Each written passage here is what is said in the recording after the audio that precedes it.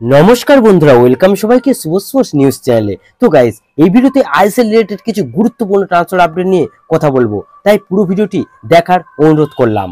তো গাইস, আজকের ভিডিওর প্রথম যে বড় আপডেটটা বেরিয়ে আসছে সেটা হলো ড্যানিয়েল চিমাচুকুকে নিয়ে। তো আগের একটা ভিডিওতে জানিয়েছিলাম যে এই ড্যানিয়েল চিমাচুকু জামশেদপুর এফসি দল ছাড়তে চলেছে, আর বর্তমান সময় দাঁড়িয়ে সেটাই সত্যি হতে চলেছে।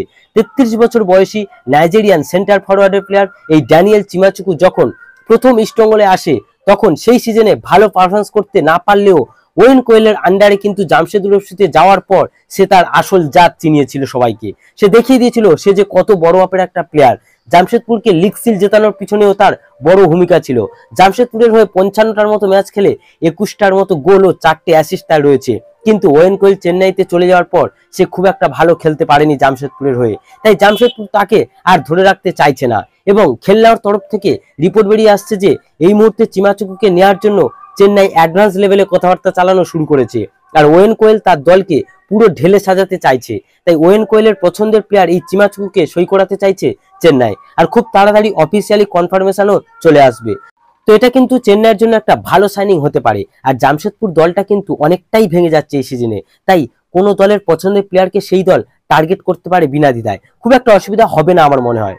আর আমাদেরও নজর থাকবে কিন্তু জামশেদপুর থেকে আর কোন কোন প্লেয়ার বেরিয়ে যায় সেই দিকে। তো এরপর যদি আমরা চলে আসি একটু ইস্টবেঙ্গলের দিকে, তো বেশ কিছুদিন ধরেই একটা রিউমর বাজারে ঘোরাঘুরি করছিল, এবং রিউমরটা কিন্তু সত্যি ছিল, কোনো ভুল রিউমর ছিল না।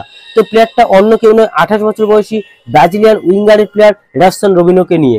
সে কিন্তু বসুন্ধরা কিংসের হয়েই খেলছে। তো সেই সময় একটা ভিডিওতে বলেছিলাম যে ইস্টবেঙ্গলের আসার চান্স খুবই কম, কারণ বসুন্ধরা কিংসের সঙ্গে কন্ট্রাক্ট শেষ হয়ে গেলেও বসুন্ধরা কিংস যদি চায় তাহলে সেই ক্লাব সে ছাড়বে না, কারণ বসুন্ধরা কিংসের জন্য আজকের সে এই জায়গায় আসতে পেরেছে। তো তাও ইস্টবেঙ্গলের ফ্রি প্লেয়ার হিসেবে নিয়ে আসার একটা চেষ্টা করেছিল, কিন্তু মার্কাস টুইট করে জানিয়েছে ইস্টবেঙ্গলে আসার চান্স নেই রবিনোর। রবসন রবিনো বসুন্ধরা কিংসের সঙ্গে আরো 1 বছরের একটা চুক্তি বাড়িয়ে নিতে চলেছে। তো এই জায়গায় দাঁড়িয়ে ইস্টবেঙ্গলের নজরে কিন্তু ভালো প্লেয়ার রয়েছে যারা এখনো আইএসএল খেলছে। তো দেখা যাক পরবর্তীতে যদি কোনো নাম বেরিয়ে আসে তাহলে অবশ্যই তোমাদেরকে জানিয়ে দেবো।